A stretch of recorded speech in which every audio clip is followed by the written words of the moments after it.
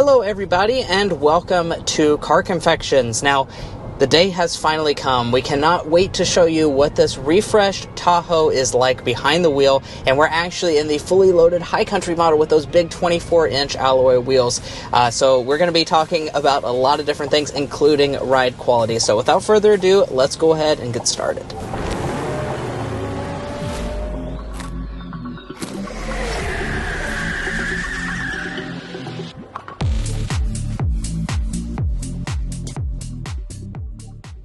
Well guys, here we are behind the wheel of the refreshed Chevy Tahoe. Now, of course, we can't wait to show you all of what this vehicle is like behind the wheel. You can see the test drive contents on the screen right now. We'll also be getting things like our signature sound level reading, but we want to first start off with a hard acceleration.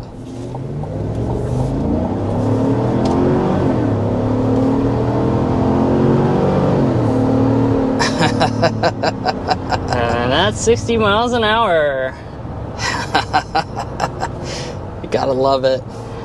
So, by the sound of it, I can imagine you guys realize that it is not a 4-cylinder or a 6-cylinder. This is a V8. So, of course, the trend really across the entire auto industry, no matter what segment we're talking about, is really just been downsizing a lot of the engine options, and it's becoming pretty rare to find just that naturally aspirated V8. So we're really happy to see that Chevy does keep both of their V8s from the 2024 model here with the 2025 model. Now, we're in the high country, so we have the up-level 6.2 liter V8. That's 420 horsepower, 460 pound-feet of torque.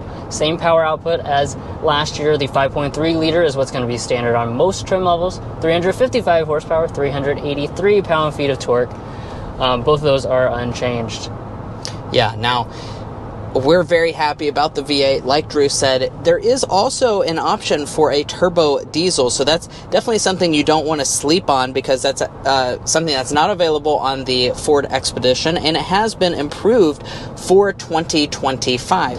As a matter of fact, it's up 28 horsepower and 35 pound-feet of torque, so overall figures out of that 3-liter turbo inline 6 is going to be 305 horsepower, 495 pound-feet of torque. So for those of you that are wanting a diesel option, that is going to be an even better choice this year. And the thing also worth noting about it is that it is available on more trim levels as well. So you can even get it here on this high country. It's all the trim levels, as a matter of fact. Previously, you couldn't get it on every single version. Now you can get it on every single version.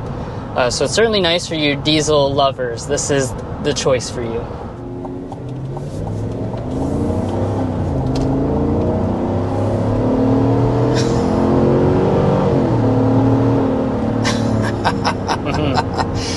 There's no replacement for displacement. Yeah.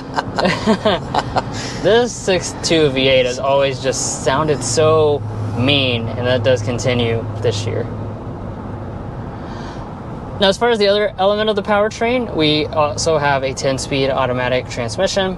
It's the same as last year. It's still a very smooth transmission overall. It also has the ability to, drop several gears at once to meet your power need, no matter what. Yeah, and as far as how the power is routed to the ground, you do have standard 2-wheel drive or optional 4-wheel drive, and that goes for every single trim level besides for the Z71. That will come standard with 4-wheel drive, but all the other models have the option of getting 2-wheel drive to increase your efficiency, or if you live in a climate that doesn't need it.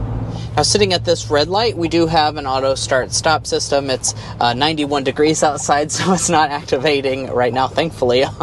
Now, as far as your fuel economy is concerned, we don't have official numbers just yet for this 2025 model. However, given the fact that most of the powertrain options haven't changed at all, including the one that we're in today, we do expect that to stay the same at 14 city, 18 highway, 16 miles per gallon combined with the 4-wheel drive system. If you choose the 5.3 liter, we expect that to be about 17 mpg combined. And then the diesel, that's going to be a little bit more of the question mark because that has been updated this year. However, from the Silverado with the updated diesel that this now has on board, that gets about 24 mpg. So one thing I can pretty much say for certain is that you probably will get the best fuel economy of the bunch with the diesel as expected. And by the way, the diesel is a little later availability than the rest of the engine options.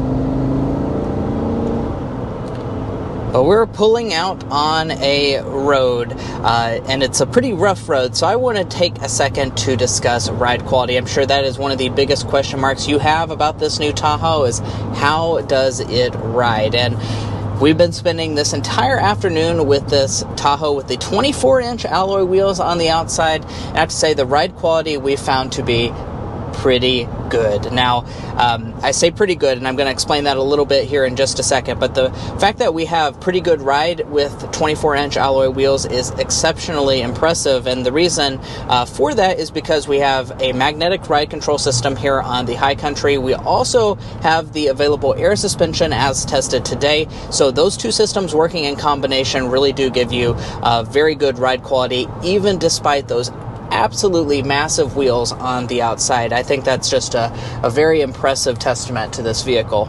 Right. And I think the important thing to remember is you don't have to get these. As a matter of fact, they're optional even on the High Country.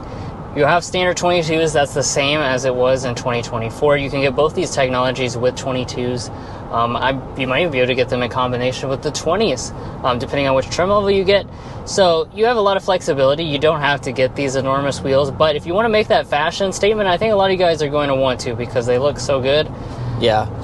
Know that you're not going to just completely sacrifice your ride quality. Yeah, I'd say the only thing that you will notice the wheel size is if you hit a really big bump in the road, it does let some of that sharp intrusion inside, as expected, out of a giant wheel size.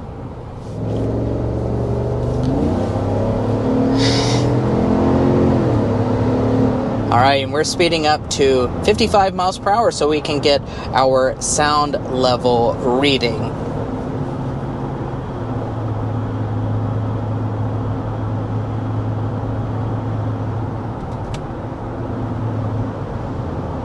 .2 decibels before we got soiled by this red light here. Now, one thing I do want to point out is that we are not in our home state of Kentucky. As you can see, we're in Texas. It's pretty hot outside, and the roads are very different here in Texas as compared to Kentucky.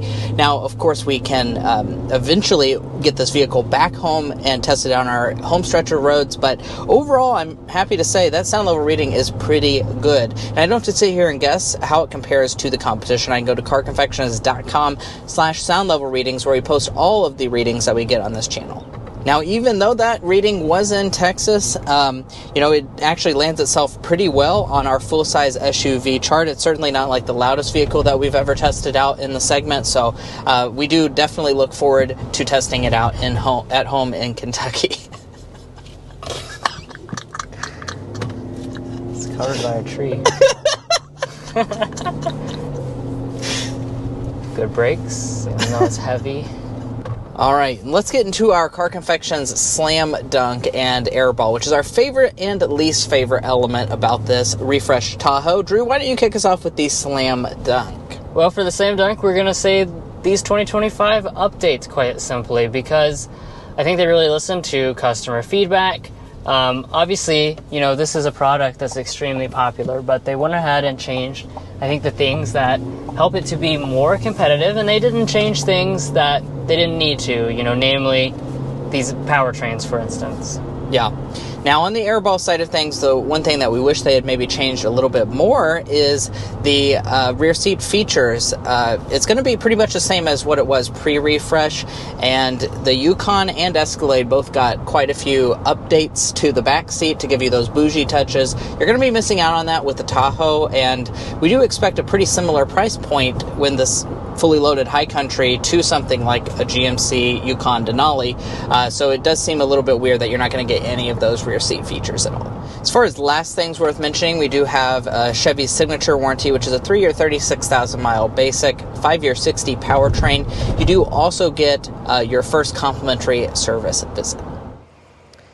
And guys, that's going to be it for our in-depth review of the 2025 Chevy Tahoe. Of course, this is a very important refresh, so we hope you enjoyed watching this video and found it helpful in your purchasing decisions. That's really the whole point of us making this video. And if it helped you, we'd really appreciate it if you hit that subscribe button down below. By subscribing, you're going to get the latest car content such as this, and you're also going to be a part of our Car Confections family. I promise you won't want to miss out. So do yourself a favor, subscribe down below. We'll catch you next time as we sample more of the latest automotive delicacies. And thank you if you're already a subscriber.